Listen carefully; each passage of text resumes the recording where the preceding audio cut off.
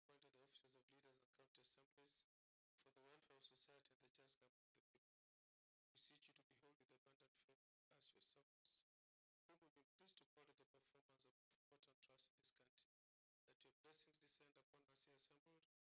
we've been pleased to call to the performance of important trust in this country, that your blessings descend upon us here assembled, and grant that we treat and consider all matters that shall come under our deliberation in so just and faithful a manner as to promote your glory and to advance the peace, prosperity, and welfare of the country,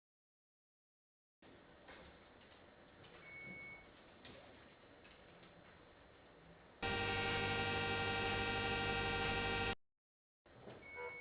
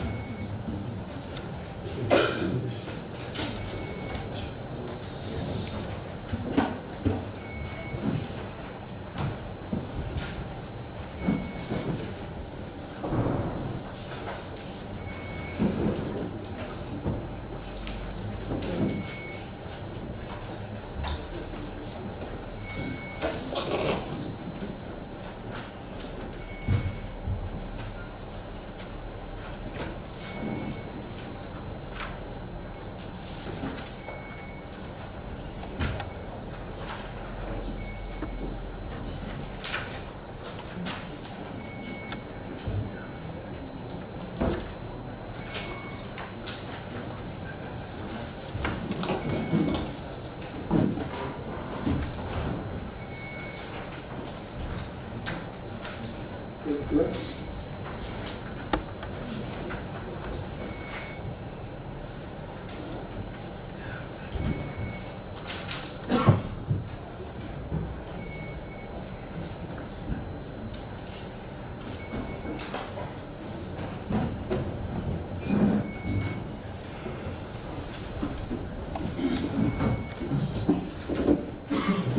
Order number 1, administration of order.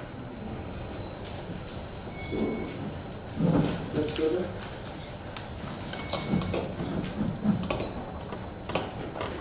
Order number 2, communication from the chair. Next order. Order number 3, messages.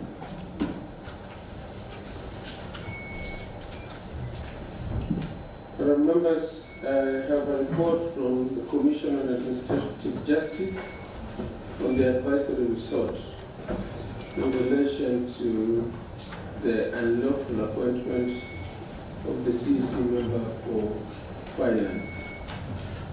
It has just arrived this afternoon.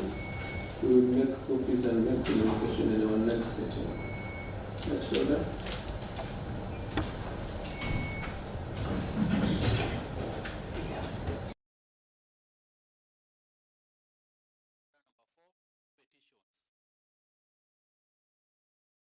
Order number 5,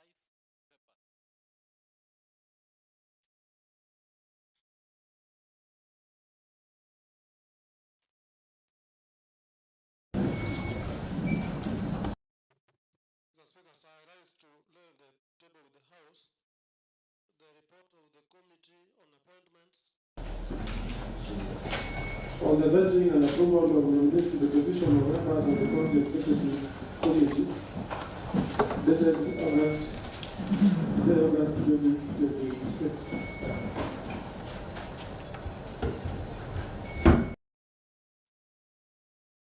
I further rise fit to lay on the table of the House A report of the Committee on Appointments on the vetting of Dorothy Ayoma Omiro, the nominee for the position of member of the Siaya Public Service Board, again dated today, August 26.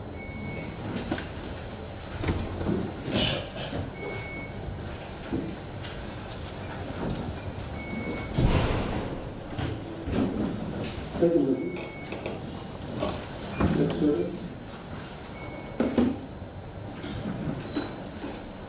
Order number 6, notices of motion as listed in the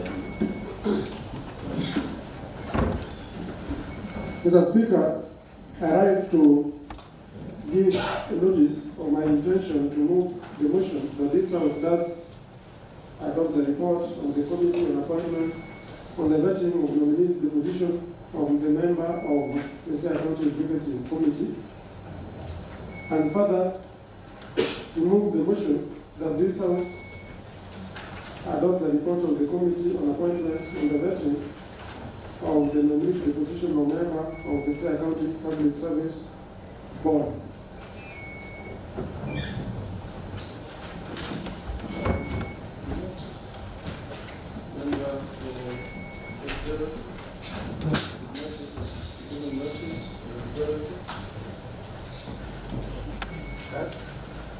request. Yes.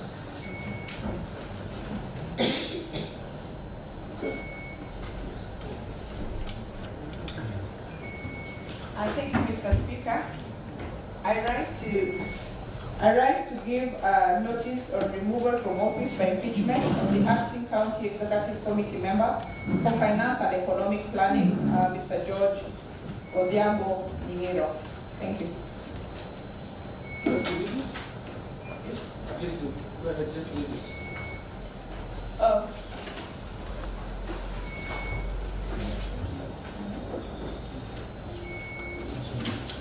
Thank you, Mr. Speaker. Pursuant to Section 40 of the County Government Act 2012 and Standing Order 73-1 of the County Assembly of Siaya, I rise to move a motion seeking the removal of Mr. George Ingero as the acting County Executive Committee member for Finance and Economic Planning by His Excellency the Governor on grounds of gross violation of other laws. You are aware that Section 8(1)A of the County Government Act 2012 mandates the County Assembly to vet and approve for appointment to county public offices as may be provided by the same Act or any other law. Further aware that Section 4 of the Public Appointments, that is County Assembly's Approval Act of 2017, prohibits any appointment to be made without the approval of the County Assembly. If that appointment requires the approval of the County Assembly. And noting that Section 2 of the County Government Act of 2012 defines appointment to include acting appointment, reappointment, promotion, and resignation.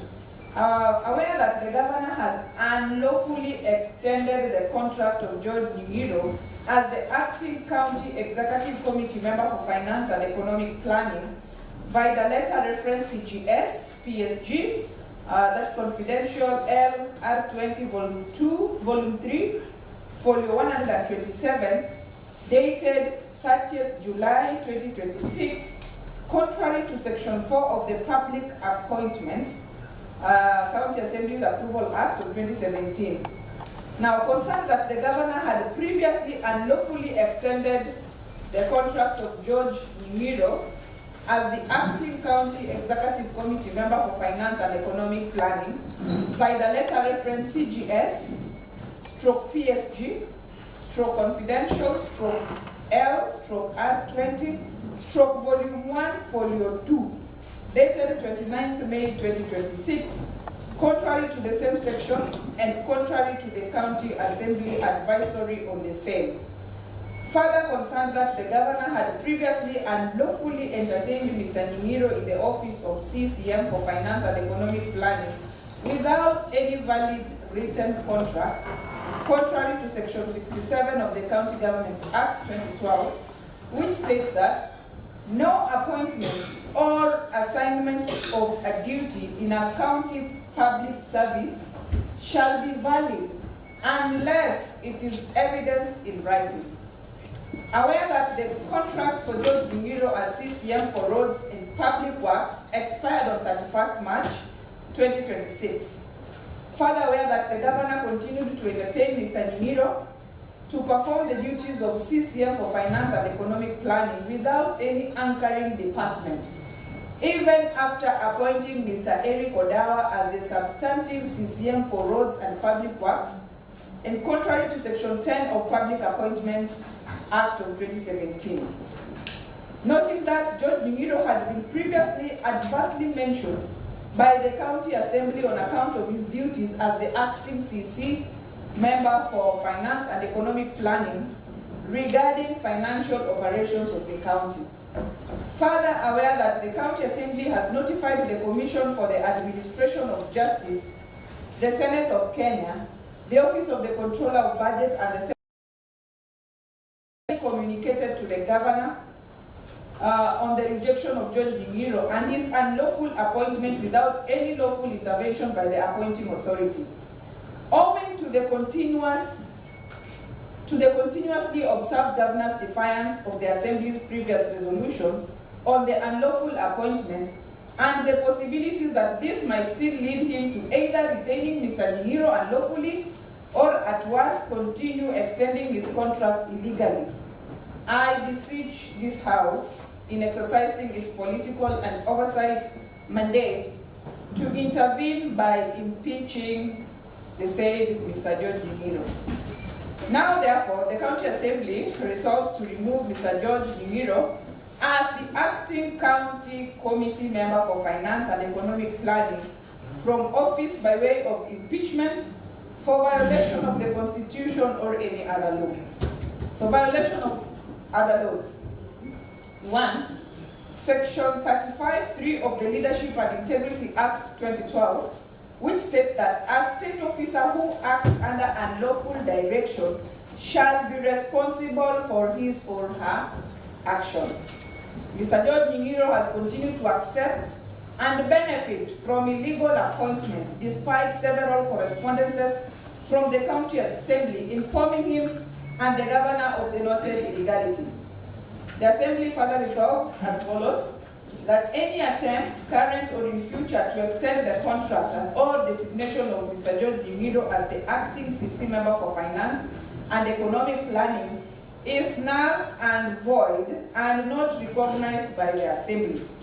That the Assembly stands with its other previous resolution on illegal appointments made by the appointing authority.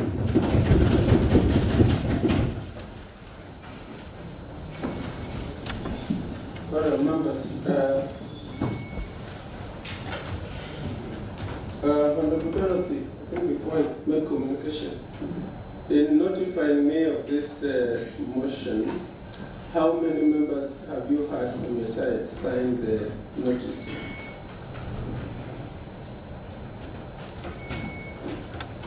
Thank you, Mr. Speaker. Of the 42 members of this House, I have had favor with 36 members of the House supporting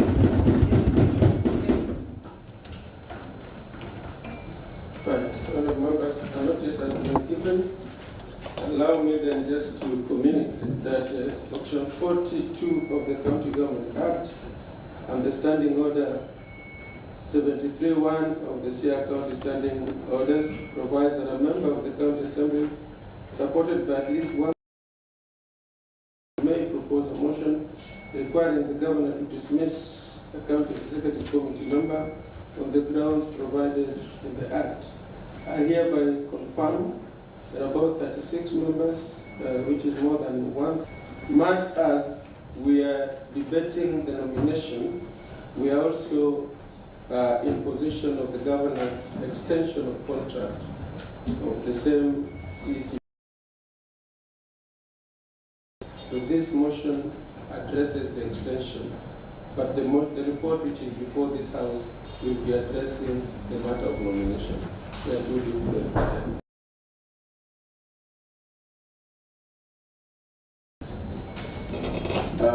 What will follow next is that that having been communicated, a select committee shall be vetting a selection team or members of another committee that will execute this particular impeachment motion. Next order.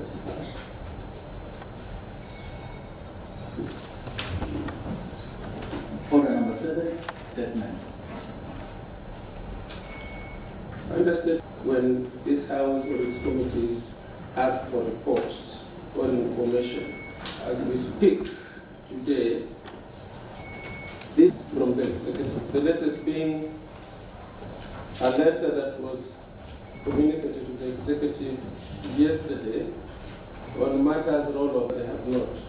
So yesterday, the finance department, the budget office, was asked to avail information, and then they come before the assembly. This morning, they sent a letter, and the letter is reading that they're not able to provide that information because officers are either on leave or some are participating in the annual development planning, and some are also in some official activities out of the country. And therefore, they are requesting for 6 additional days to be able to present their report or information required by 14th of August 2026, which this House finds to be out of place. Secondly, 2 weeks ago, this House asked the executive to provide information on payment status in the ending financial year.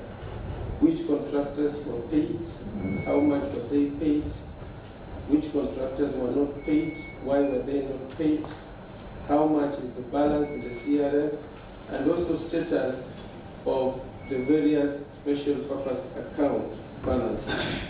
That information has not been provided, and the House has not been updated as to why. So members requested that they take about 10-15 minutes discussing that action or non-action by the executive before we go to the next order. So, Chair Budget, I want to give you the first opportunity.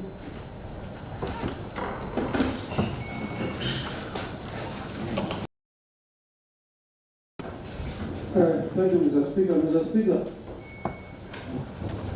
on my own behalf, and of course other members, I trust the opportunity to air their views, but officially on behalf of the Committee on Budget, I want to express disappointment to ensure that the budget estimates were considered by the committee, the appropriate report they will deliver in this House, and persuasion of the membership of the House was successful, and the budget estimates were adopted and passed with amendments. Of the exercise being placed so that with the Speaker, the programs undertaken by the government in the various wards that constitute this county would go on continuously. The committee fact that the procurement processes, the tendering exercise, to give out the projects that were in the last financial year's budget who were not executed legally because the procurement was not completed in time. There was every intention that the projects that were not executed be incorporated in this financial year's estimates to form one unit of a budget so that the contractors and the winners of the tender, the flooded tenders, would be able to go on site and execute this project. Mr. Speaker, it was the intention of the committee and of the House that this postponement and clearance of whatever bills were payable before the end of the financial year would be arranged in time sufficient enough and early enough so that at the opening of the IFMIS for the financial year now running, that this project would then be put in place and work would go on. Mr. Speaker, as we sit today and as we stand today and as we speak today, those rollovers have not been delivered in their accuracy.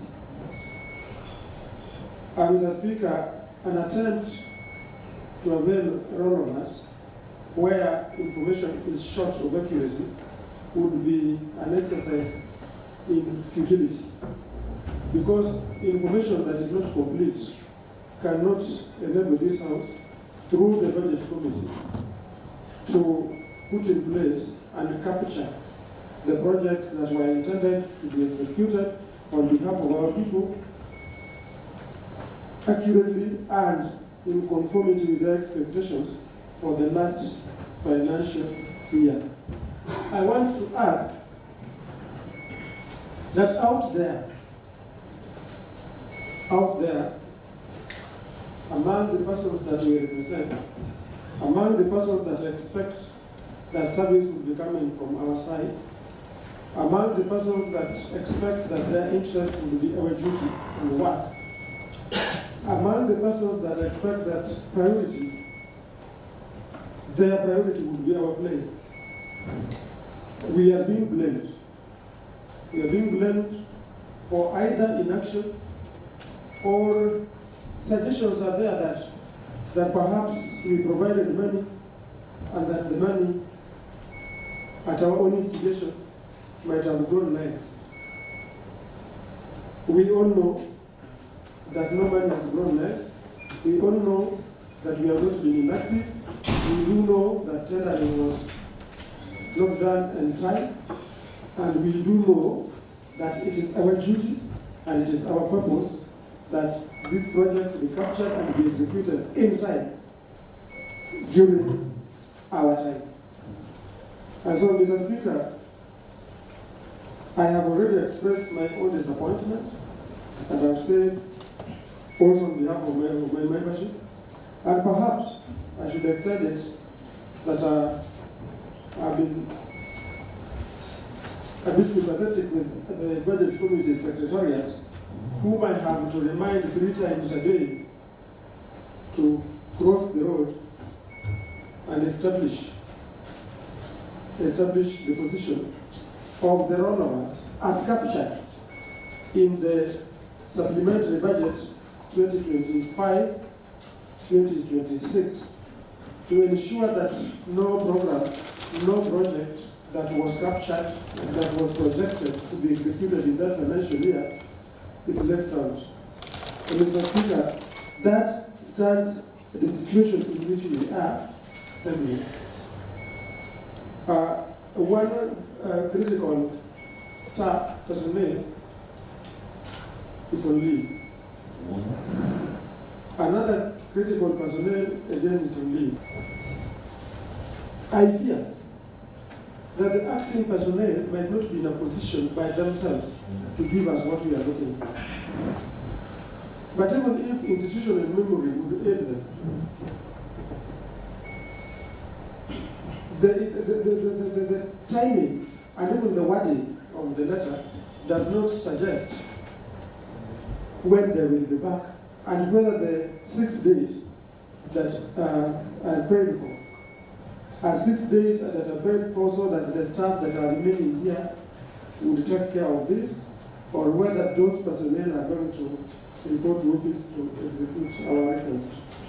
And whether the persons, Mr. Speaker, that have remained in the station are people that we can, under our mandate, hold accountable and with attendant punishment or penalty.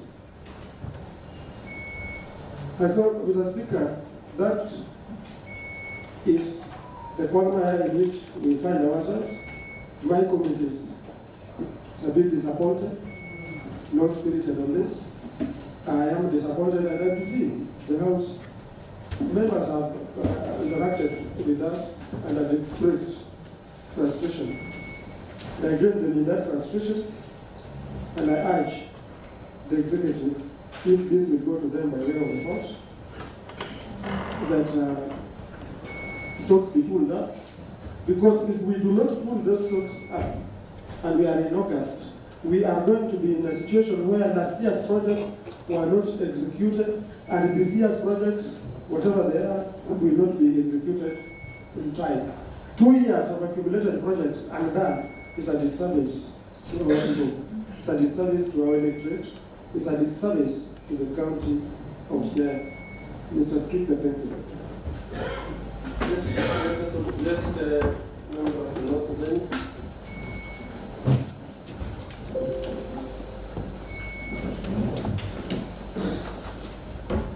It's a race to voice my issues on the matter of the House, Mr. Speaker. Mr. Speaker, I just want to reaffirm that my chair has spoken so well, and that I'm a member, and that the finance department, Mr. Speaker, if you allow me to call it, is a scene that is laced with a lot of things that we don't understand. The county assembly members passed the estimates in June. Mr. Speaker, as we speak, today we are on 6th of August. That is 1 month away. The challenge that it is there to get important documents that really relate to all of us from the executive, it's something that we cannot tell. And I feel it is just a system that they are using so that they hide the things that they have done regularly, and the spirit that we don't again implement. Mr. Speaker, I want to confirm that in the last financial estimates, again we did pass estimates in good time. But the executive takes a lot of time to share the document that we so need that can make it be fast-tracked. Mr. Speaker, when we are addressing ourselves to matters of all of us, there is absolutely no way we can be sitting here as members of the county assembly to pass a document and yet we don't know who did work where and has not been paid, Mr. Speaker. Mr. Speaker, last week, members of this House were viciously very annoyed when we were having our informal meetings, to the extent that members are saying that ghosts have been paid and those that worked have not been paid. This would mean that it is this reason that why we cannot get a list of all of us, so that we know the exact ones who are paid and who did not do anyone. Mr. Speaker, I represent North Uganda, and I want to affirm that in the last financial year of the projects that were passed, only a single one was done. And that is not just in North alone. It is in the entire world of Siaya. And then I'm asking myself, Mr. Speaker, therefore, then what is the work of the executive and what is the work of this assembly? Voters did elect us to be oversighting the executive, and I dare say, Mr. Speaker, and without shade of a doubt, that it is high time His Excellency becomes serious with Siaya matters. It is him that backstops us. It is him whose CCMs are not doing what they are expected to do. I want to confirm that when we sit to meet the various sectors, we have had instances FCMs have appeared and told us that they do not know the estimates that we are having looked at, which means that somebody somewhere sits down and makes them and then sends them here with ulterior motives. Mr. Speaker, I want to request the governor of Siaya that we know that you are busy with so many other things, but kindly among the top things that you are busy with, let Siaya be top of your agenda and come and rein in on the members of your executive. Finally, Mr. Speaker, as we speak today, the people who sweep markets of Siaya, they were last paid in January. When the staff have been paid, when we have been paid, and part of the reason that we get this is because the finance is a sin of crime. Honorable members, as we address ourselves to matters of all of us, the finance sector of Siaya is a sin of crime that needs full, you get it right, overhaul.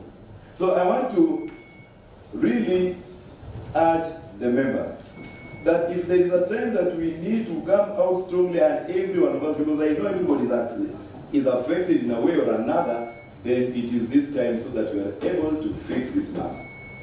Human resource addresses itself well to when somebody can go and leave.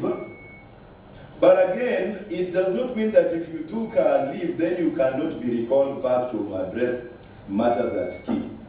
The CEO for finance, and is a friend of mine, Jago Dinga, cannot afford to go on leave at a time that we are really handling a very sensitive thing for the county. Mr. Speaker, members here have been recalled when we are on a recess and we need to address key issues for this country. So why is it that the members of the executive in charge of finance conveniently decides to go on holiday, on leave, and someone on I don't know which meetings at a time that they know so well that we are left with a task? Finally, Chair, if that we must sort in Siaya is the finance wing of Siaya, and members, I am only hoping the persons who did the we move that motion so that we are able to fix the CCM matters. As we fix the CCM matters, it is incumbent upon us to fix the entire finance system. Thank you, Chair.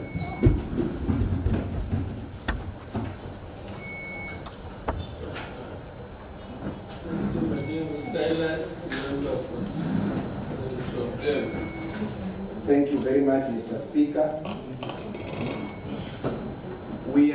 We as the Assembly of Siaya, we are completely disappointed in the executive wing of this great county. Mr. Speaker, they say in the smallest terms that it is better to have an army made of sheep and led by a lion. Because when you go to war, a sheep can easily learn a lot of war tricks from the lion. But it's even more mess if we have the other way around. But Mr. Speaker, this is my submission, that it is in this House that we have projects that we passed in 2025, 2026, that has not seen the light of the day. Mr. Speaker, even the contractors that have been given a chance to go and prove their worth in our wards are still waiting to see the budget that we just passed for this county in June. But up to now, they have decided not to do anything waiting for that budget, because it has been a norm that probably you're given a chance to go work, later you find that the job you are handling is nowhere in the budget.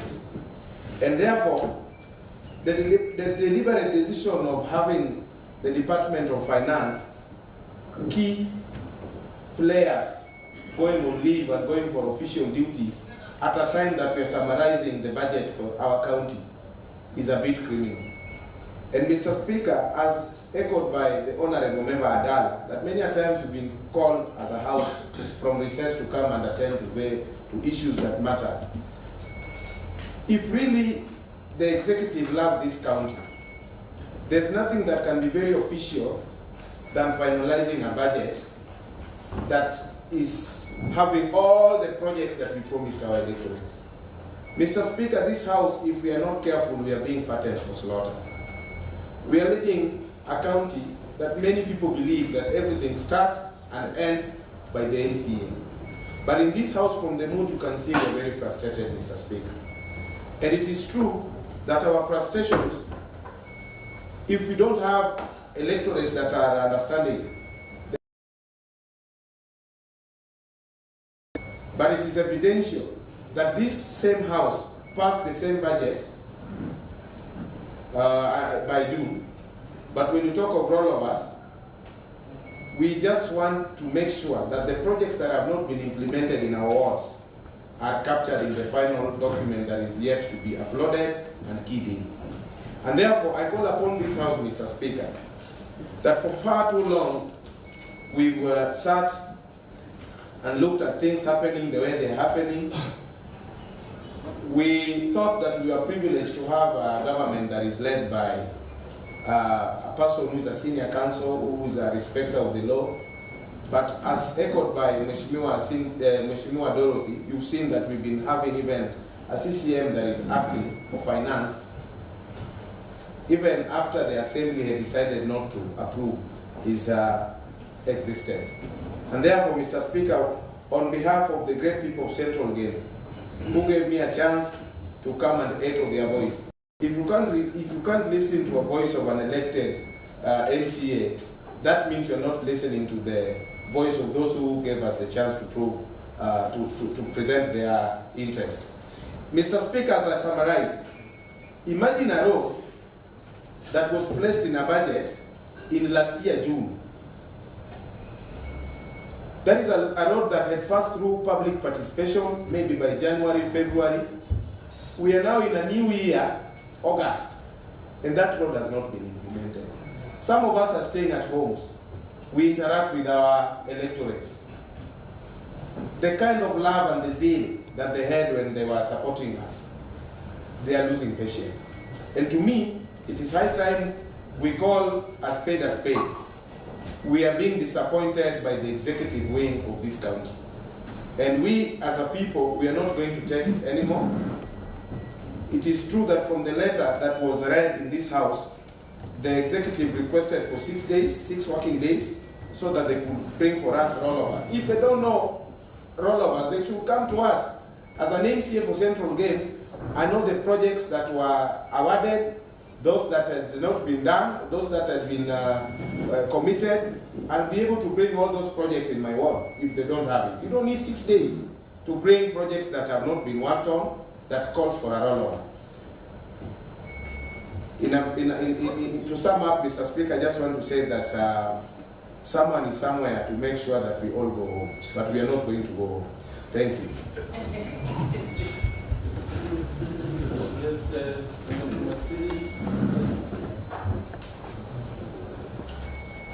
Thank you for Mr. Speaker.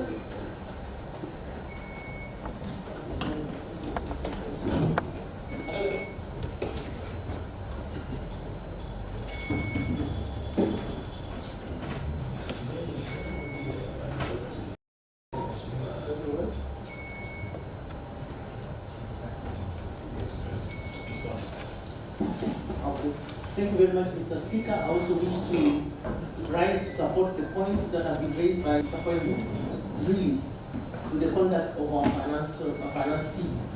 And the letter that has come from that office is a clear attempt at delaying tactics so that they don't give us the information that we need.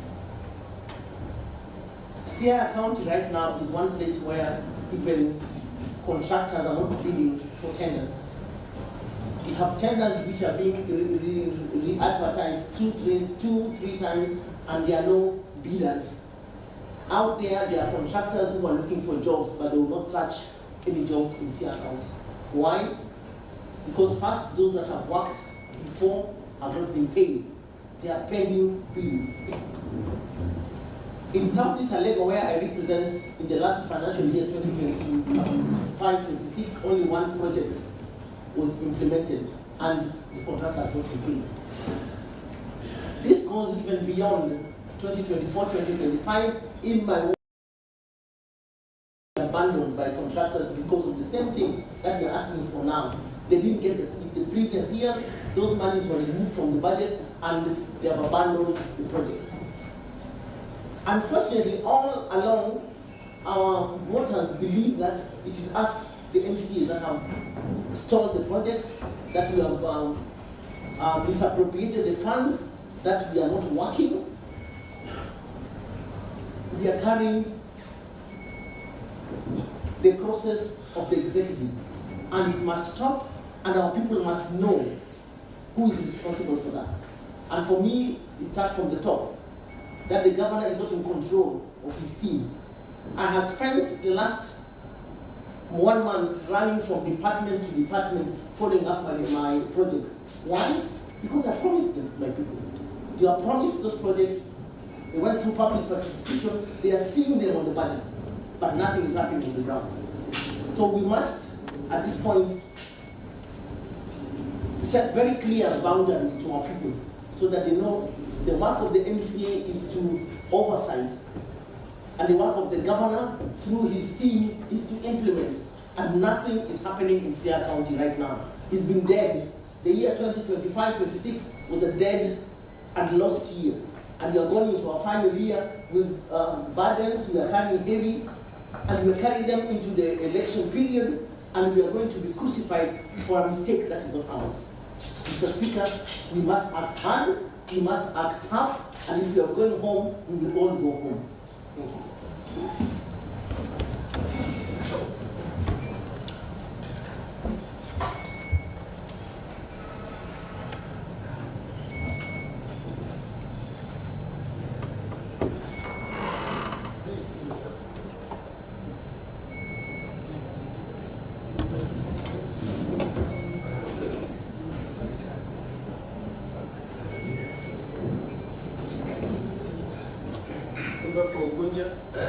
Thank you, Mr. Speaker. Mr. Speaker, it would appear an invitation, but allow me also to add my voice on the time side of the same. Mr. Speaker, just as my colleagues has ably put it, back to Gunja Ward had an ECD that was to be done to completion by last financial year. To that, Mr. Speaker, that is at a center called Umena Primary School. Mr. Speaker, the contractor had to quit the site because of non-payments. To that, Mr. Speaker, my voters are on my neck, questioning the same. To them, and to the propagandists and the opponents are taking advantage of saying that this money, you know, to the layman knows that it's us in the office of the MCA that will allocate funds and give contracts. So to them, they know this money is in the pocket of the MCA, which is the opposite, Mr. Speaker. Allow me just to say that I'm echoing what my colleagues have said.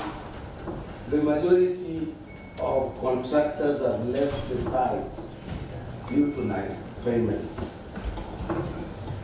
The same department that was summoned or told to come and clarify issues are playing sport games. They're shifting from blame to blame. They're blaming themselves. We are now adding the executive to address these matters to conclusion. Again, Mr. Speaker, on the matter of cleaners, just as one of my colleagues has put it well, since January, all that were recruited for cleaning haven't been paid.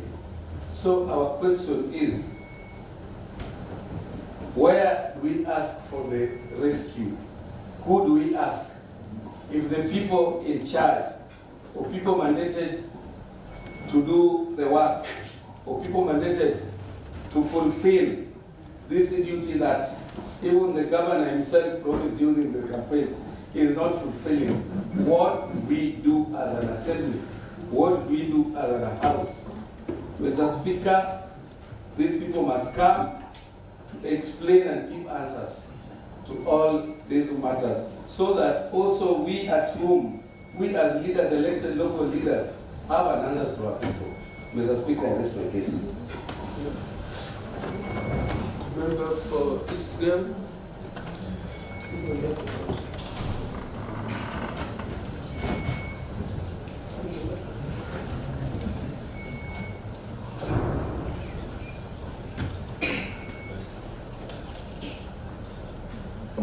Thank you, Mr. Speaker.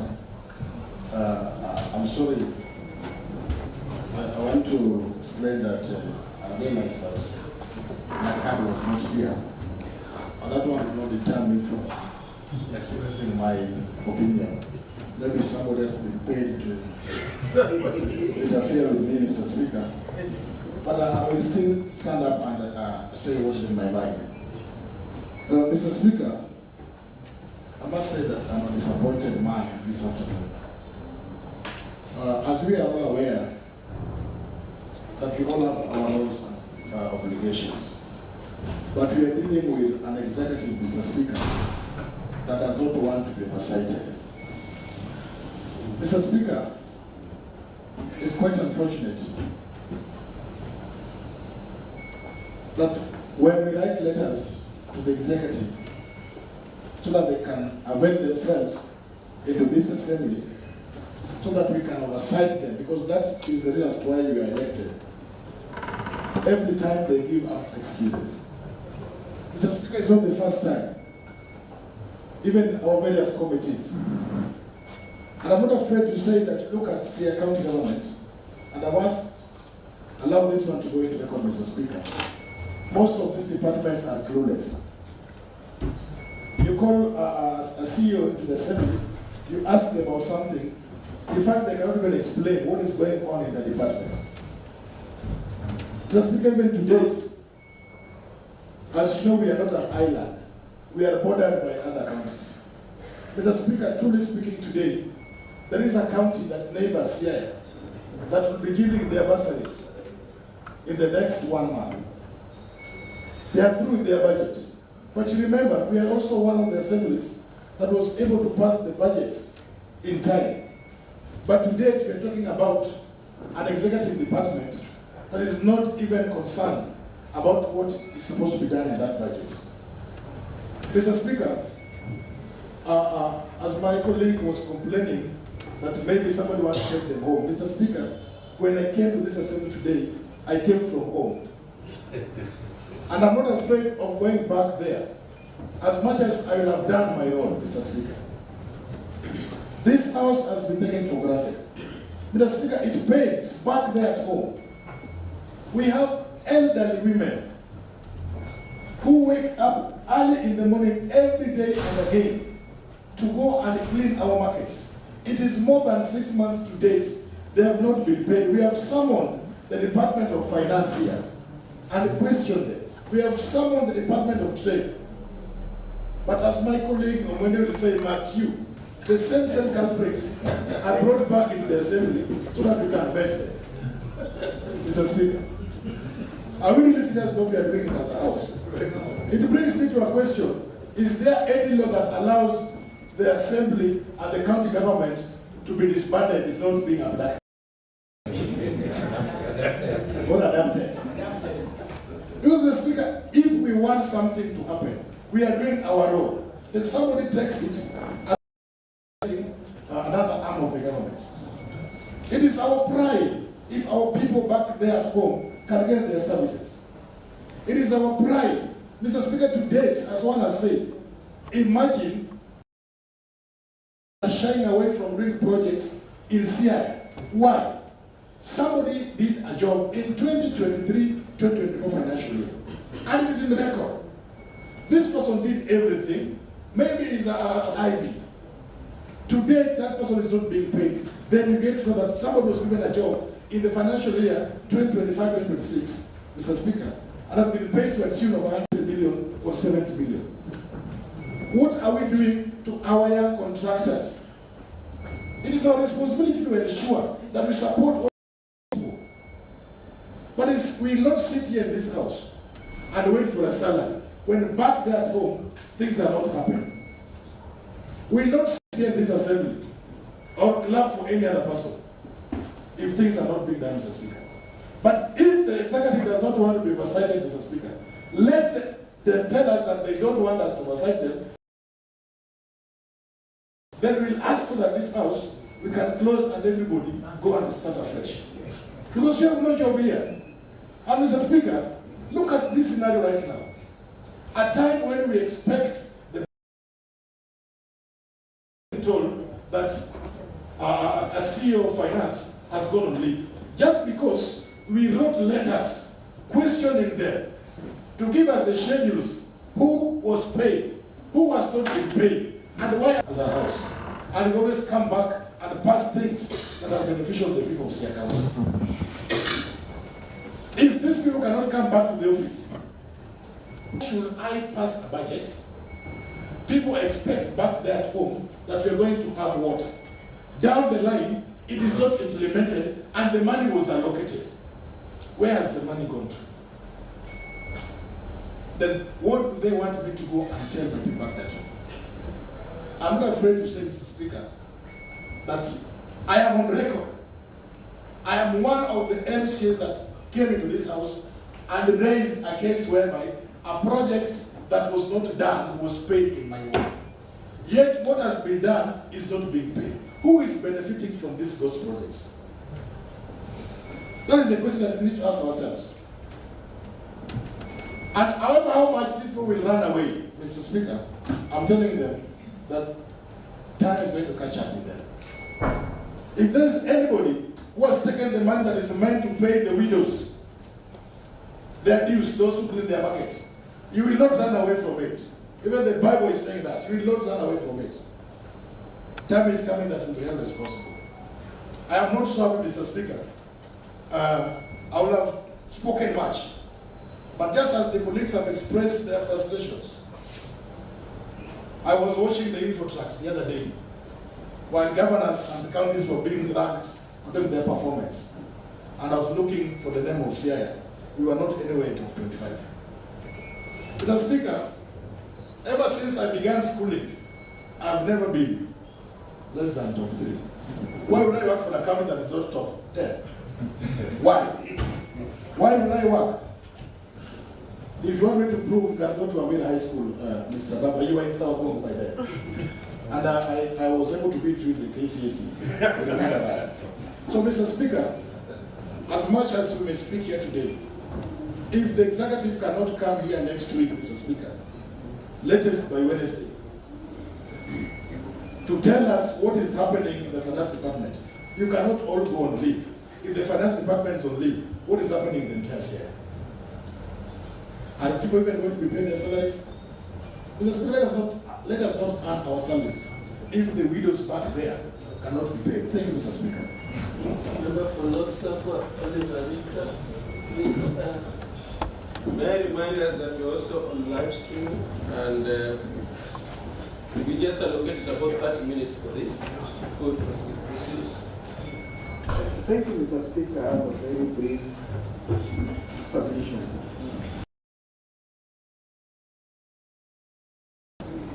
My colleagues have submitted, but one part of it, Mr. Speaker, if we talk about the executive,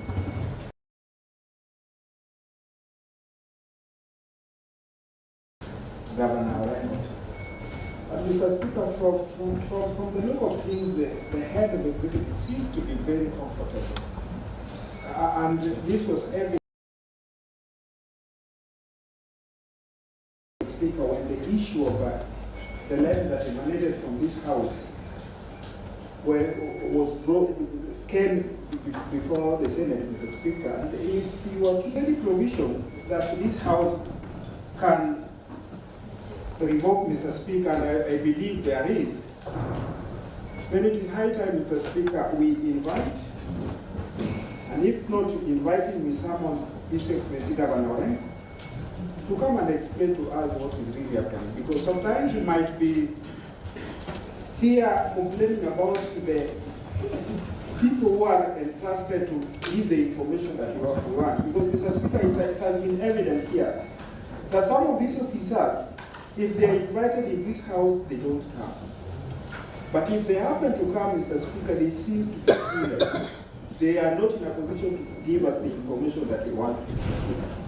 Could be, Mr. Speaker, it is deliberate, they are being instructed to do so, Mr. Speaker. Mr. Speaker, if today there could be a problem in this house, Mr. Speaker, the best person to go for is the head of this house, Mr. Speaker. Probably to explain why the house is not performing its required mandate. So I really, and I humbly, Mr. Speaker, seek that if it is possible that we can revoke that specific regulations, Mr. Speaker, then it is high time we now request or invite His Excellency Governor Orengo to come and explain to us the scenario and the status and whatever is happening in the county, Mr. Speaker. Because I've heard what my colleague said, I'm not ready to go home, and I don't anticipate that this house will be disbanded so that we all go home, Mr. Speaker. We are not ready to go home. If there's any other person to go home, then probably that person who's heading the executive. Because as I said, we have discharged our duties as required by law, Mr. Speaker, and therefore we don't deserve to go home that way. It is high time, if it is possible, for us to solve all these things. Let His Excellency Governor Orengo appear before us at the glare of camera, Mr. Speaker, and explain to us, because he seems to be very comfortable. Probably it's high time we communicate to the resident of Siaya through this house, because here are the representatives of members of the resident of Siaya. So if you can come here and explain to us why the previous financial year was not implemented. The current financial year is not yet to be implemented. As you are here, Mr. Speaker, I received a call from a resident,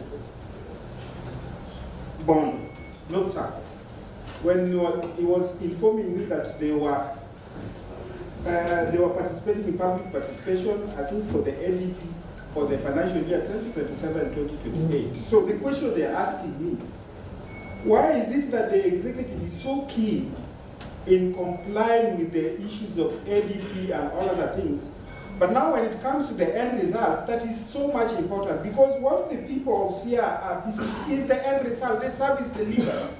We can really arrange these things from the bottom, but if we cannot ensure that these are proper feedback to our people. Yes, oh, thank you, Mr. Speaker. Mr. Speaker, standing in order to dictate, Mr. Speaker, the time that a member can use the floor, Mr. Speaker. And it seems the Honorable Speaker or the Honorable Member already have perceived even the time that the standing order duty.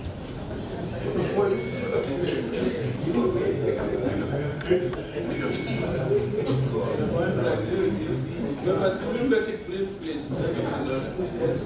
Thank you, This was just to express our sentiments and feelings. We are waiting for the D-Day. Please. Mr. Speaker, my fear was just Yes, Mr. Speaker. Is Honorable Mwende in order to question your authority, Mr. Speaker? The time allocated. Thank you, conclude on the Thank you, Mr. Speaker. Mr. Speaker, I will just summarize it. I have summarized. So please, just two more contributions and we'll go to the next. Honorable Adiala, member for Thank you. Thank you, Mr. Speaker, sir. A lot has been said about the conduct of the executive. And for us who have worked in a factory before, there are points called critical control points. They are never left unmanned. And in the county of Siaya, during this budget making process, the finance department is one of them. Mr. Speaker, I don't know these people who are going to Mombasa. Is it that they're going to see the ocean when we know that we have not done everything which is possible in our budget? We've seen we are in a county where the chief officer is on holiday, leave, coming at a very critical time. What is happening?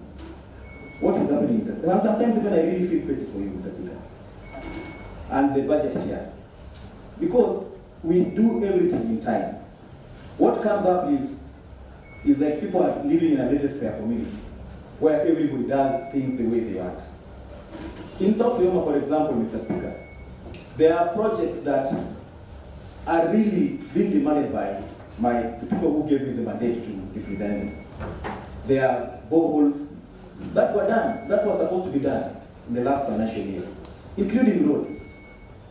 I tell you, Mr. Speaker, now, when I walk at home, I don't even have the courage that I used to have. Because the people see that the problem is mine, but the problem is not mine, Mr. Speaker. The problem, you know that the implementation docket is meant for the executive. The roads, all of those projects that you see are not being handled. But then we are being told that things are okay, we are moving well, Siaya Nyalore, Nyalore. Is this Nyalore? Nyalore dear? Mr. Speaker, sometimes when I don't know what to say. Eh? Imagine, and I have to repeat this because it's a very emotive issue.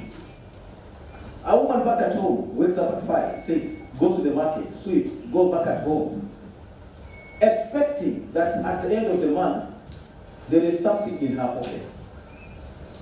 Raila Amolo Odinga fought for devolution, made devolution a dream. And what was the reason for devolution? To bring the services closer to the people and pesa mfukoni. Now as we speak, no contractor has the courage to go to the site simply because things are not working. We have a department that the pilot is sick, the passengers are more sick. Where do we go? Jacob, show us the light. Things are not moving well. Thank you, Mr. Speaker. Thank you, Mr. Speaker. Mr. Speaker, as I also register my disappointment, I don't want to repeat Mr. Speaker, but only one critical area that has not been mentioned, which is important. Mr. Speaker, I don't know whether the governor of Siaya County, the entire executive, are aware that there is no services in Siaya own hospitals, Mr. Speaker. See where we are, Mr. Speaker. Mr. Speaker, Siaya is sinking. Because if an hospital cannot operate and all voters and all our constituents are being carried to our neighboring counties, Mr. Speaker. Some are being imported and not taken to India for treatment, Mr. Speaker. Yet the very county with the locations have got no medicine, and all doctors, all nurses have decided to abandon their tools, Mr. Speaker. It's a very critical department, an area that has not been charged all members that have spoken, apart from the market cleaners, Mr. Speaker. Thank you. Member for West Assembly, please. Last, please.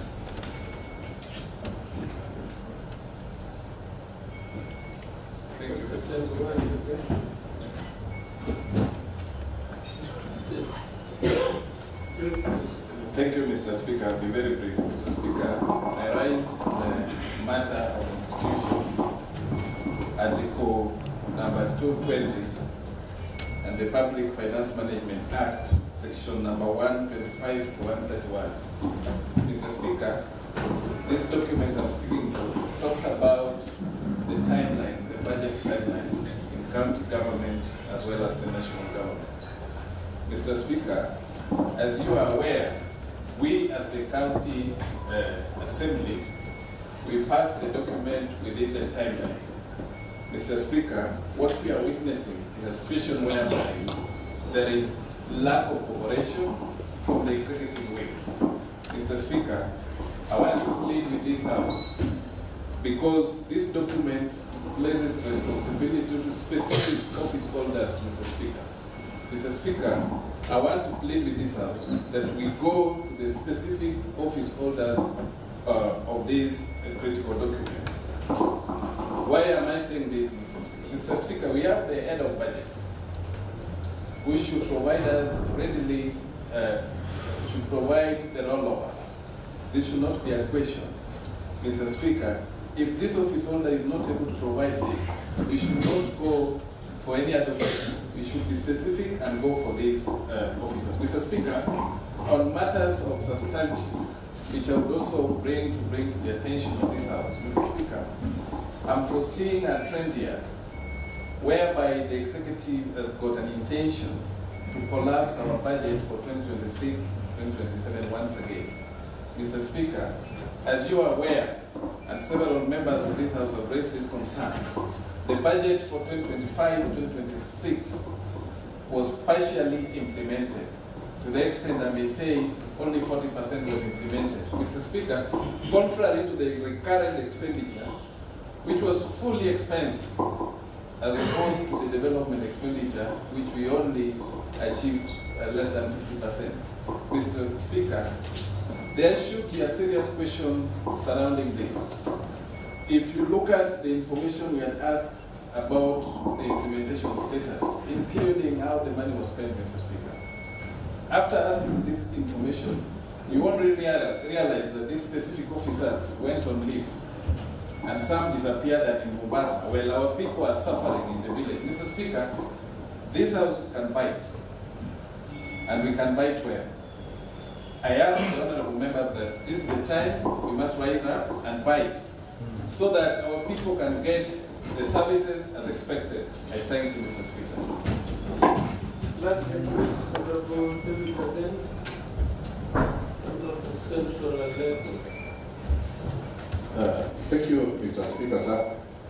I also wish to contribute on this issue.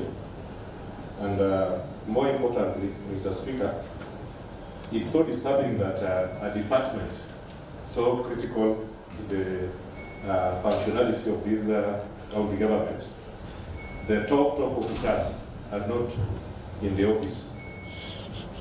This is the department that is charged with the revenue collection. And as we speak, right now, we are having a problem with our budget. We are ranked the last in terms of revenue collection. Now you can resonate. You can see where the problem is. Having had the luxury of working in the executive, Mr. Speaker, people need to be responsible because God has given us, and we owe that duty to God and to our people that we serve. Mr. Speaker, there are issues that a county assembly can write a letter to the executive just requesting for a reconciliation, something that should not take hours. A report on what was paid or what was not paid. Someone somewhere is hiding something from this assembly. It's important that we take action. Mr. Speaker, in our committees, I sit in the park committee. Anytime you invite these people for interrogations, most of the time that you'll find them out of the office. But when it comes to appearing before the Senate, there is a team of more than 60 people attending the Senate in Nairobi.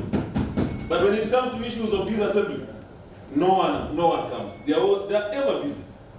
It means that there is someone has put us somewhere. So I'm requesting this assembly. We need to act. Mr. Speaker, there is a project in my ward. It's called Boro Maternity. It's one of the governor's flagship projects. This project was started 2 years ago. The contractor raised the first certificate last year in June. He was not paying. This certificate, this last June, was not paid. The maternity is there. And if you listen, if you hear whatever is happening out there, political issues. Some of my people are suffering because they are politically incorrect. Because a contractor cannot be paid, because he's affiliated to someone. These are things that we must discuss as an assembly, and we must find a solution. I request this assembly that, Mr. Speaker, I have the privilege of going back to my home today. People might not go back, but I have that privilege. I've heard some people saying that they are not going home. Me, I'm going home today. But if I'm going home, I'm also going with someone. Thank you, Mr. Speaker. Okay. With question, and I want to allow only two, maybe 20 minutes. I want to allow member for chair for park, member for Yala Township, and I'll give member for East Uganda, Otiato, and Dorothy. That's it, please. Yes, William.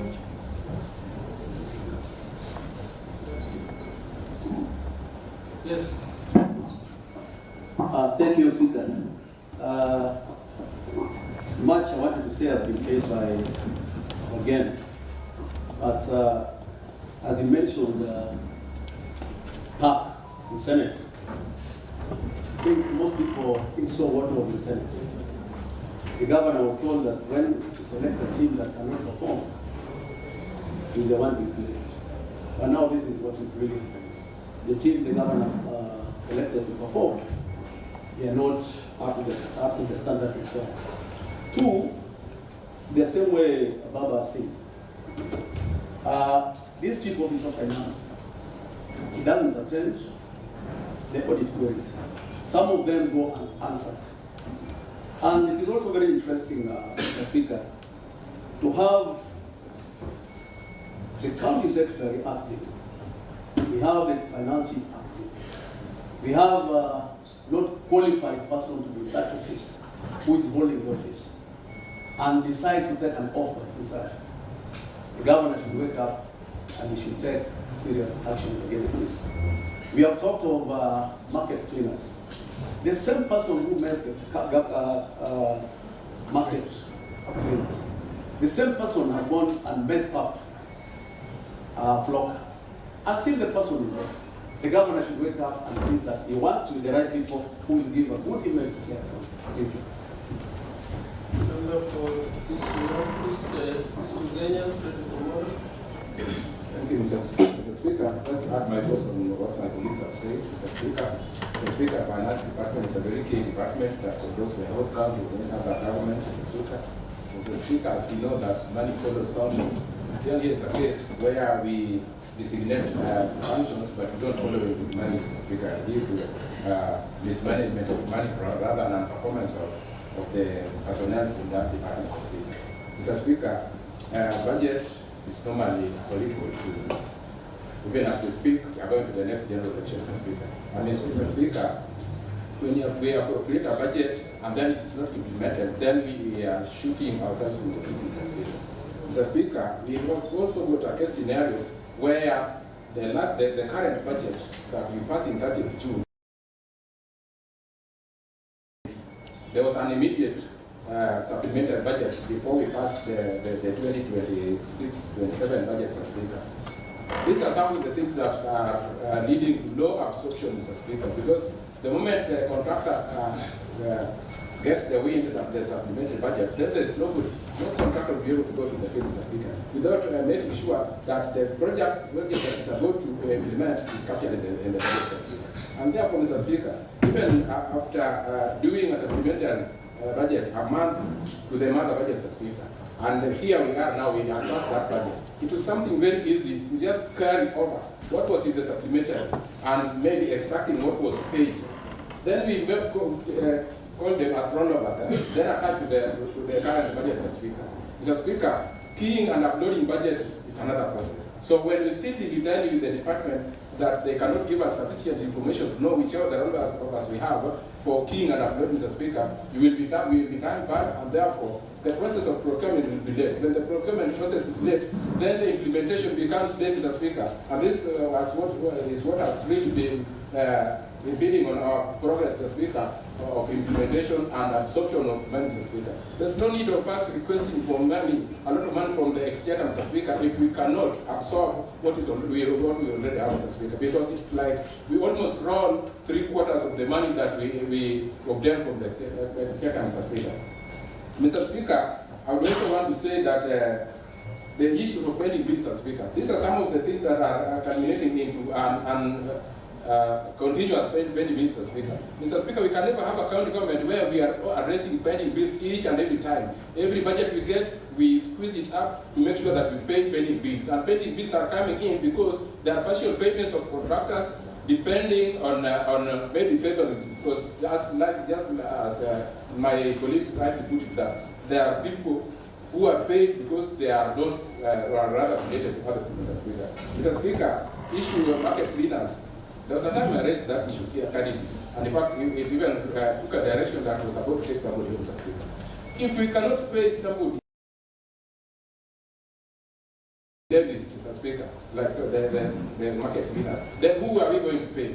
These are ladies, our ladies, and most of them are old women in the village who need just some small amount to the up to the required standard, Mr. Speaker. This is why we are dragging behind. I'm not amazed if we say that Siaya is like dragging behind, because it is evident. Perform in class, if you don't attend your classes consistently, you don't understand your teacher, you don't take your notes, and you do other things that are required of you so that you become a performer, Mr. Speaker. Mr. Speaker, I therefore say that let us make sure that we pay the pending bills. Let's make sure that we pay our market cleaners, Mr. Speaker. Let them not be crying in coming to our homes crying each and every day, Mr. Speaker. It seems as if we are squandering the money yet, Mr. Speaker. Our role is to do an oversight, and it's us to make sure that we look into it, that the Siaya next progressive report together and make sure that projects are implemented. Thank you.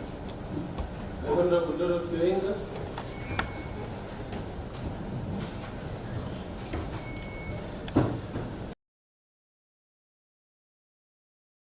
Speaker, I rise to support what my colleagues have said. Most of the sentiments that they have echoed are exactly what I really wanted to echo.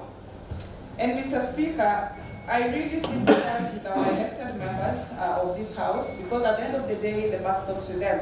If there are bad roads in the wards, it is them that the common wananchi is going to them. If they don't have water, it is them. If roads are bad, it is them. The contractors wants to follow any payment, it is them. So I really sympathize with them. And that does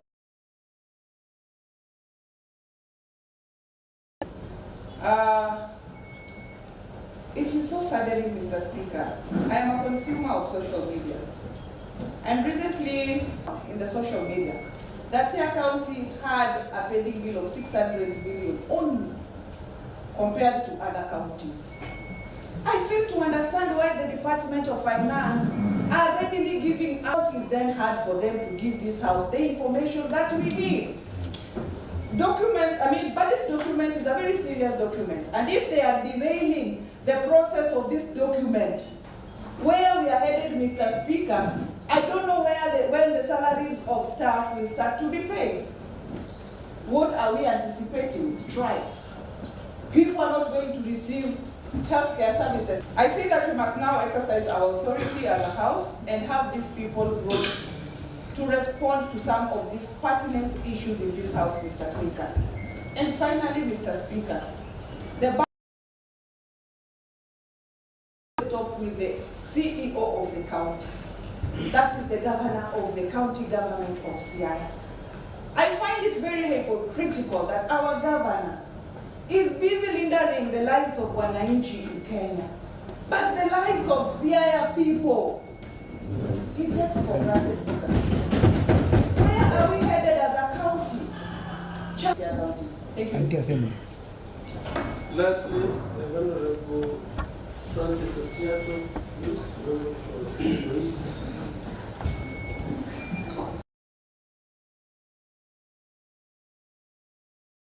I rise also to join my colleagues in sharing sentiments of disappointment. I I think we are here today having failed to even go for recess to allow us complete the pending issues with the executive. That is why we did it. Mr. Chair, we are in a very bad state of things. Allow me, I know Honorable Member will be talking about taking more time. Allow me just to express this. Mr. Chair, we have had an issue of contractors going to the ground. A good number of us here are in total problems.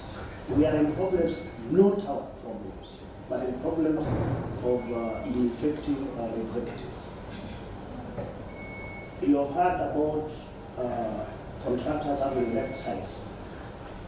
Today I can say it here that even certificates that were raised, I have in Ngera Sports Club, where we are having some of the projects that were going on. That project, the contractor raised a certificate last year. Technically meaning, the project has been abandoned by the contractor, and the vandalism already works that were done is ongoing.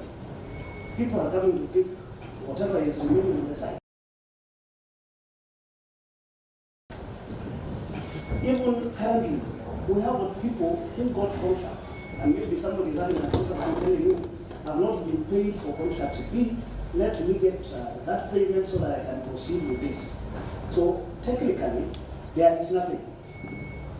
We are seated here as MCS with the chair. These MCS here, we go home, everybody is being told down there at home that the MCS are having 24 million, 20 million in a financial year. I want to make it clear, Mr. Chair, that we have zero. We have 0 shillings for development of our people. We come here, identify projects, those projects are started, no payment is done, even not a single shilling. If you had 24 million last financial year, and an ECD was awarded, you identified projects for 24 million. And even those which were awarded last year, not even a single one has been paid. And we have closed the new financial year. And you are told what happened, we never collected that revenue. When you tell us you never collected the revenue, we are not responsible for collecting the revenue. It then technically means that the whole house, that particular one, had no development project in that financial year. Who is going home? So we are dealing, you know, sometimes I sit back there, we see what people say from the social media, how so and so is not working, how so and so we are not seeing anything. But Mr. Chair, it is a technical thing. Today, I've heard somebody say that I saw a list for ADP, and we are going to ADP. We are going to talk to people to tell them new projects that we are going to do. We are cheating the people. We are not serious. If the projects that were identified last financial year have not been implemented to date, and we have said it categorically that we were not able to collect revenue, meaning that all those projects has no money. This ADP that we are going to start public participation are to do what? What are we doing? Why are we cheating people? We then ought to have said, or bring all the projects that had no money. We are seated here, the CEO of finance is not around, he's on leave. And yet we want to know that out of the projects that were proposed in the last budget, which ones had no money, so that we can ensure that they are factored in the current budget. He's not there. What we are being told, ADP public participation is going on. For what? Mr. Chair, this brings me to a thing. That why is it that we are having a CEO of finance acting for almost 5 years? And why would we be having a CEC acting for all this period? Why? I said it here the other day, that the reason why we cannot today tell our people the exact amounts that we owe in terms of pending bills is the suspension of PFM committee that is supposed to be ensuring that all payments, all the chief officers are members, that every department can clearly state that this project and this project and this project has been paid, So that from a glance, even if you call a chief officer from where he's seated, he should be telling you what has been paid in the county and what is pending and which projects are key. But that is not there. Mr. Chair, from my own understanding and the investigation I've done, I can confirm to you that since we had as acting CEC Finance, to date, there has never been a PFM committee. Meaning that even those departments are not aware, even the chief officers are not aware of what is being paid and what has not been paid. So they are in control of nothing. Mr. Chair, I will not go very much into details, but I'm waiting because I thought we were just showing our disappointment. That today I can confirm that in a financial year that will give me to 24 million projects, there is no project. There is no project. Today, I will also want to confirm here that we have been doing arbitrary payments. That is why a project that was raised in the last financial year that reached IB and was not paid can still go to another new financial year and close without being paid. Then you ask, who was paid? We can now not categorically say what is our pending bill all these years, possibly because we don't have experts in those particular offices. And I've said, why would you put somebody acting for 5 years? Why would you want somebody to be acting for 2-3 years? But again, Mr. Chair, we have said here, for you to act into a particular office, when that particular portfolio is subject to approval of this House, then we need to be aware of this person who is acting. And that acting person must have the qualifications. How will you have somebody acting as CEO Finance that requires a CPA to be given into another docket, then put acting on the other one? So in the Finance Department, we have issues, and issues that have been. Today, we have refused that we don't approve CEO Finance. We have acting. Today, we are being given a CEC Finance acting and cannot pass in this House. So technically, somebody is trying to play around us and using sideways to bring people into office. And why this critical office? Why this? Why this? Why finance? Thank you, Chair.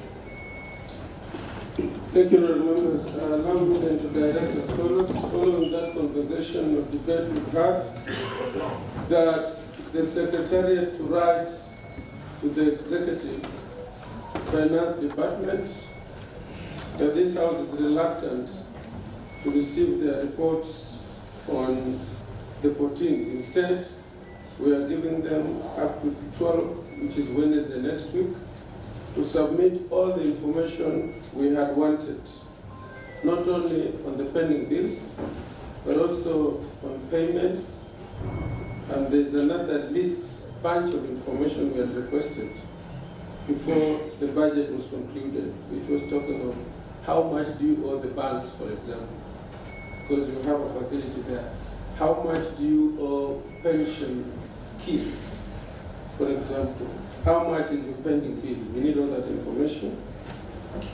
And then on Thursday, on 13th, I think that will be Thursday.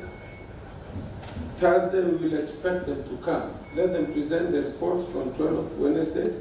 Then Thursday, we will expect them to come because we'll have scrutinized the reports. We'll expect them to come here.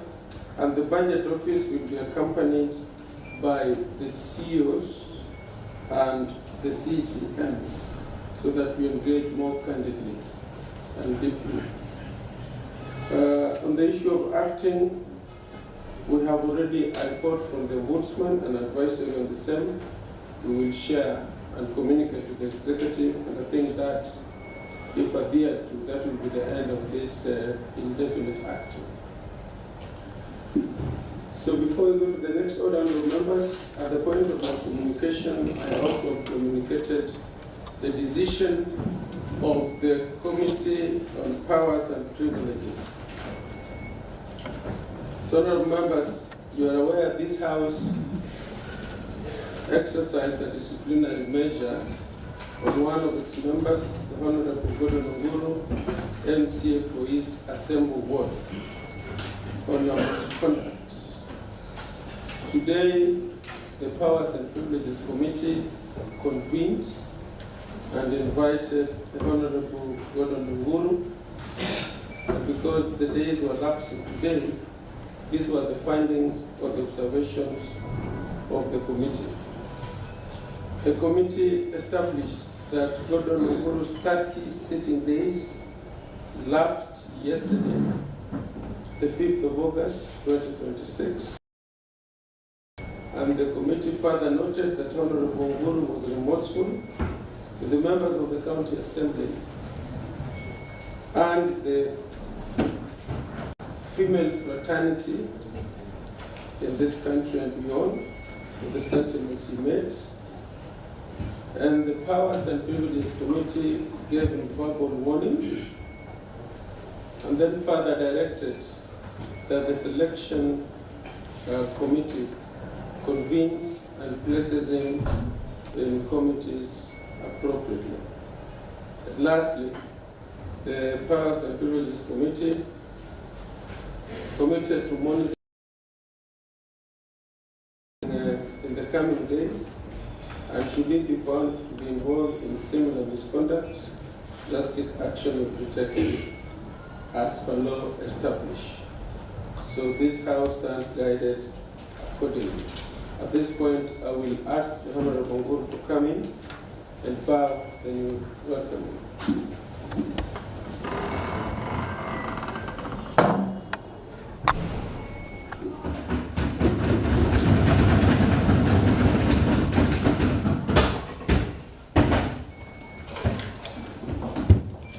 So, Honorable Onguru, I know this will be communicated to you, but this House, through its Committee on Powers and Privileges, notes as follows: that your 30 sitting days lapsed, and therefore you are admitted back to the House.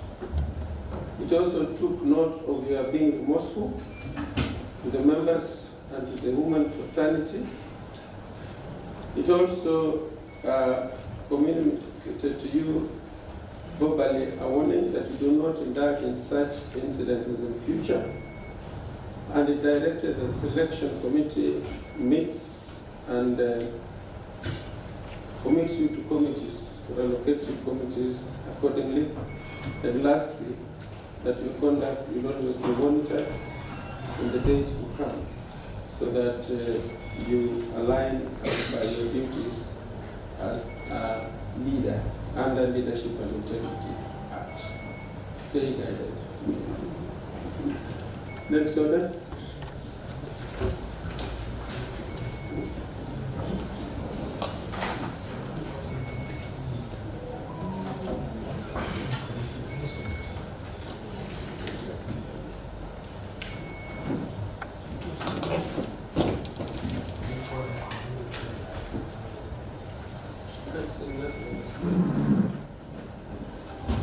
Okay, clerks, next order.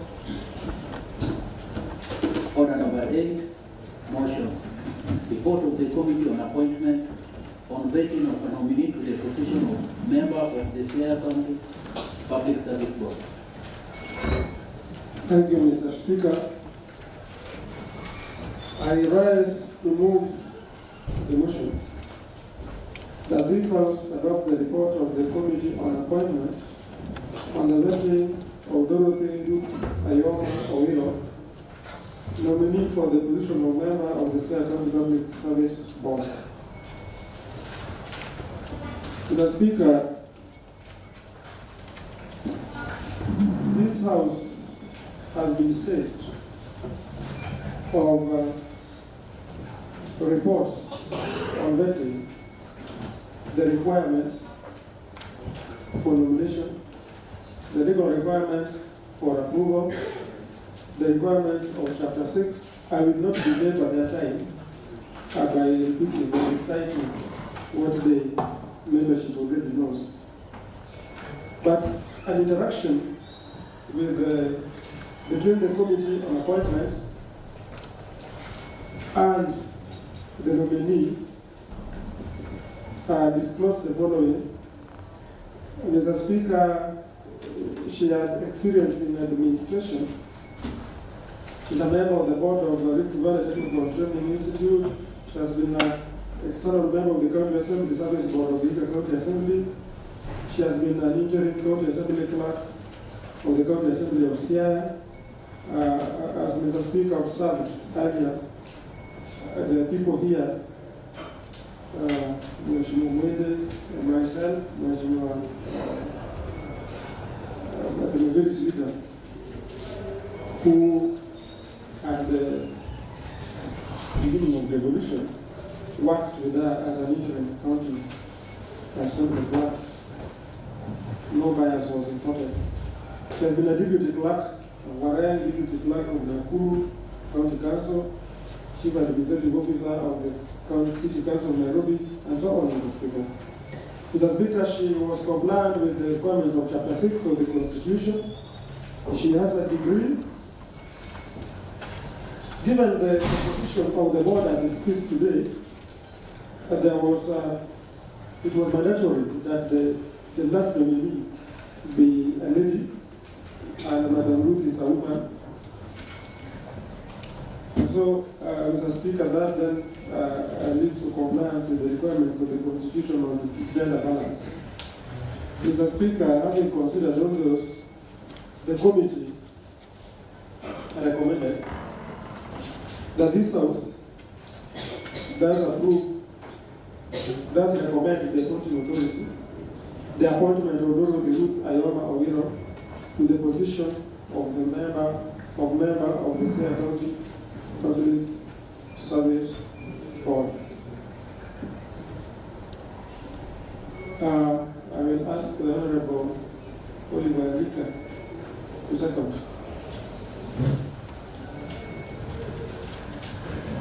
Madam Member, we propose that this House approve the report of the Committee on Appointment on the vetting of the nominee to the position of member of the Siaya County Public Service Board, laid on the table of the House today, Thursday, the 6th of August, 2026.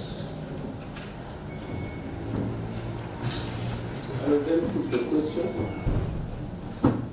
that this House approves the report of the Committee on Appointment on the vetting of a nominee to the position of member of the Siaya County Public Service Board, laid on the table of the House today, Thursday, the 6th of August, 2026. Will as members of that opinion say aye?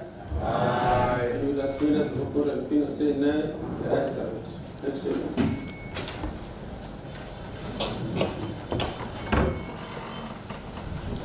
Mr. Speaker, I rise to move the motion that this House adopt the report of the Committee on Appointments on the vetting and approval of nominees to the position of members of the County Executive Committee, laid on the table of this House earlier today, the 6th of August, 2026.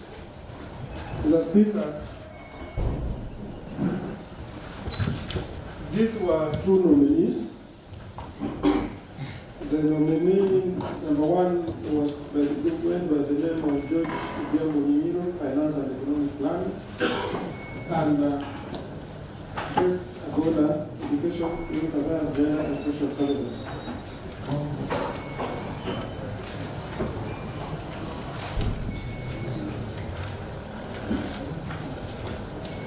Mr. Speaker, by the last vetting of nominees by this House, which was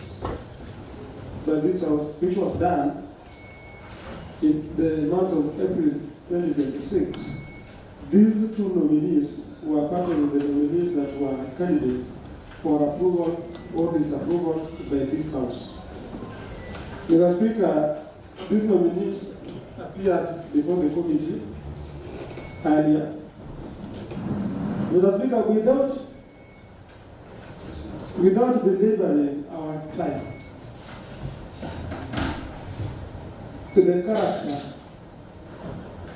the suitability, the qualification of these two nominees were discussed in April. That guiding the committee the committee observed, and I want to read, that the committee is guided by Section 10 of the Public Appointments County Assembly's Approval Act of 2017, which provides, number one, that where the nomination of a candidate is rejected by a county assembly, the appointing authority shall submit to the county assembly the name of another candidate. And the procedure for approval specified in the act shall apply accordingly. Two, a nominating authority shall not resubmit the name of a candidate whose nomination has been rejected by the county assembly unless the circumstances relied upon for the rejection did not exist or cease to exist at the time of the subsequent nomination. It is the observation of the committee that the authority that forwarded these nominees for vetting, that proposed them for approval or for processing by this House, did not demonstrate that circumstances relied upon in the previous report that informed the rejection did not exist or did exist at that time but have ceased to exist. On that ground, Mr. Speaker, the committee found that in the first place, these nominations should not have been done. But in any event, the committee rejects the nomination of George Ojabo Miniro on those grounds. Circumstances did not change, and the fact that they were censored by he was censored by this House has not been purged. So on that ground, the nomination is rejected. And similarly, the nomination of Grace Agola has also been rejected on that ground, without going into the rest of its suitability, whatever. I will ask Venerable William. The conclusion. So in conclusion, there was displeasure with the conduct of the appointing authority in the nomination process. Being a senior counsel, Mr. Speaker, it was expected that adherence to Section 10 of the Public Appointments Act 2017, which I have read, would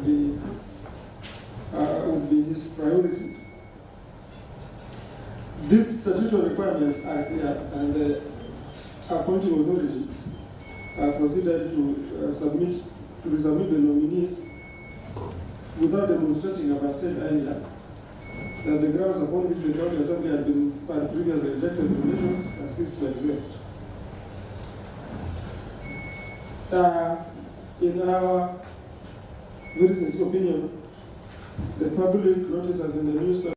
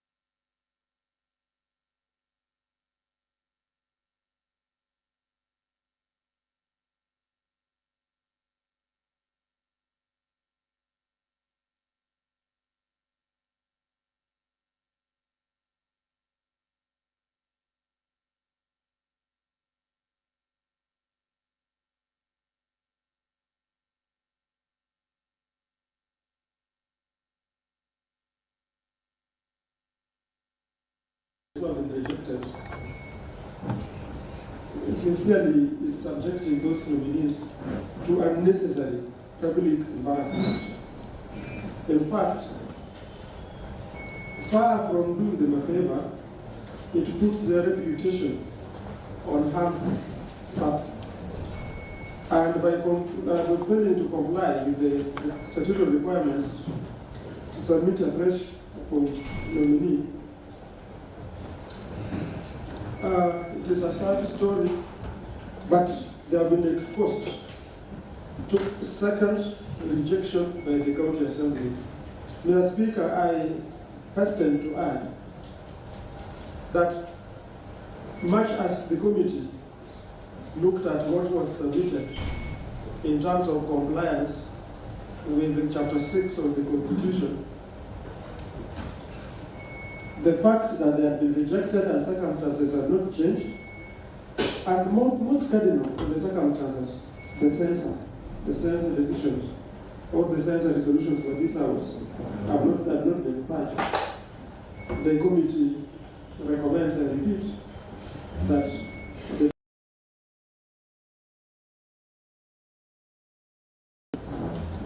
Honorable Martin Dion is requesting to second. Honorable members, the House approves the report of the Committee on Appointment on the vetting of nominees to the position of member of the Siaya County Executive Committee, laid on the table of the House today, Thursday, Thursday the 6th of Will I put the question that this House approves the report of the Committee on Appointments on the vetting of nominees to the position of member of the Siaya laid on the table of the House today, Thursday, the 6th of August, 2026. Will as many as of that opinion say aye? Aye. And will as many as of a court of opinion say nay? The ayes have it. There is a supplementary order paper, honorable members, in regards to the notice of motion on removal from office. The order paper requires constitution of an ad hoc committee.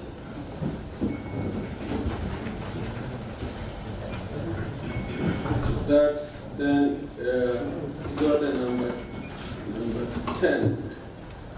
And I'll be asking the majority leader to move that motion on the membership, just the membership of that committee.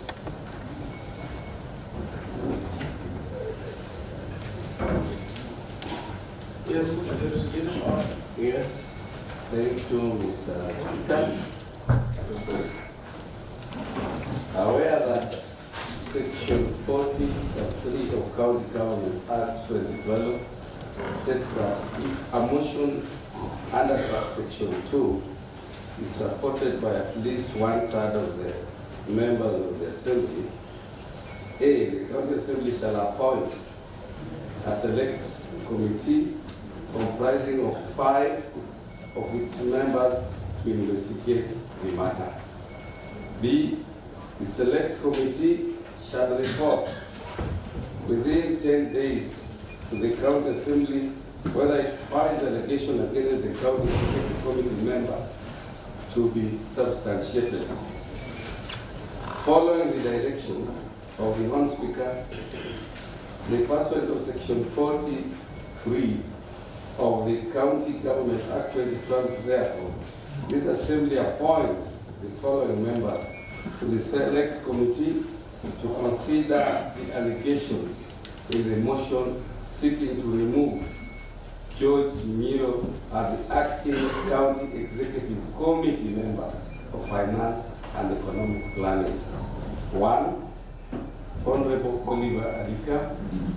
2, Honorable Silas Madingu. 3rd one, Honorable Michael Omondi. Honorable Dora Bonyo. And last one, Honorable Cynthia Onyango.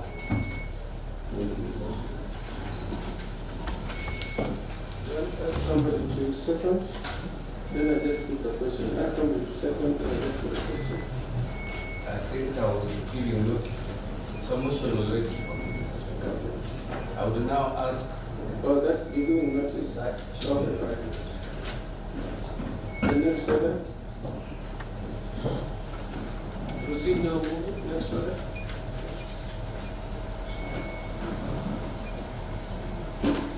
Order number 10, motion. Appointment of Select Committee on removal of George Diambo Miniro, the acting county executive member for finance and economic planning.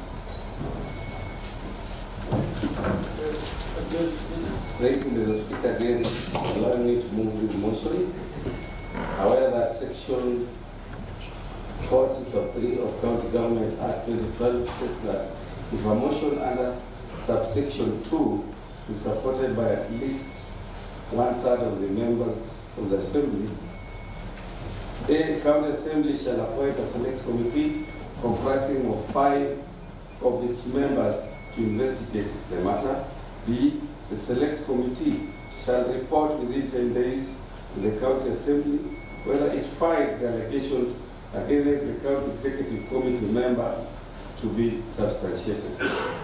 Following the direction of the Speaker, and pursuant to Section 43 of the County Government Act 2012, therefore, this Assembly appoints the following members to the Select Committee to consider the allegations in the motion seeking to remove George Nyimiro as the acting County Executive Committee member for Finance and Economic Planning. 1, Honorable Oliver Rika. 2, Honorable Silas Madingu. 3, Honorable Michael Omondi. 4, Honorable Dora Bonyo.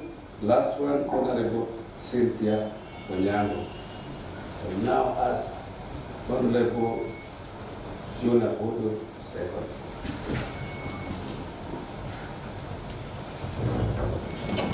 Honourable members, I'll just go ahead and put the question, I propose and put the question because it's a straightforward matter. That aware that Section 40, subsection 3 of the County Government Act 2012 says that if a motion under subsection 2 is supported by at least 1/3 of the members of the County Assembly, in our case 36 members, the County Assembly shall appoint a select committee comprising of 5 of its members to investigate the matter. The select committee shall report within 10 days to the County Assembly whether it finds the allegations against the County Executive Committee member to be substantiated. Following the direction of the Speaker and pursuant to Section 43 of the County Government Act, therefore, this House appoints the following members to the Select Committee to consider the allegations in the motion seeking to remove George Nyimiro as the acting County Executive Committee member for Finance and Economic Planning. Honorable members Oliver Rika, Silas Madingo, Michael Omondi, Dorothy Bonyo, and Cynthia Onyango. I said I will put the question. And now will as many as of that opinion say aye? Aye. And will as many as of the opinion say nay? The ayes have it. So the members, just allow me to make a clarification. I know some people might not understand how the Assembly rejects a nomination and initiates impeachment process.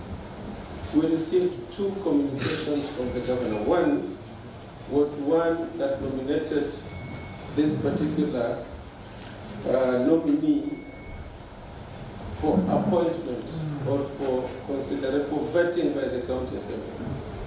Another communication is that which extended his contract by 2 months. So the motion on report by appointment committee answers to the nomination question, in which case, if the Assembly had rejected his nomination and did not initiate a removal, then he would still have the latitude to perform those functions for another 2 months.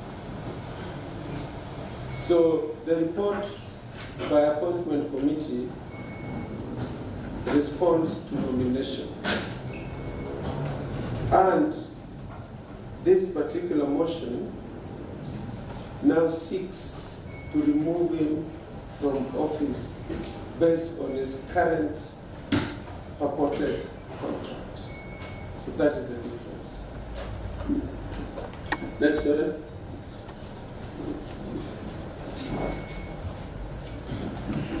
Order number 11, adjournment. So, honourable members, there being no other business, will be abstaining for adjournment.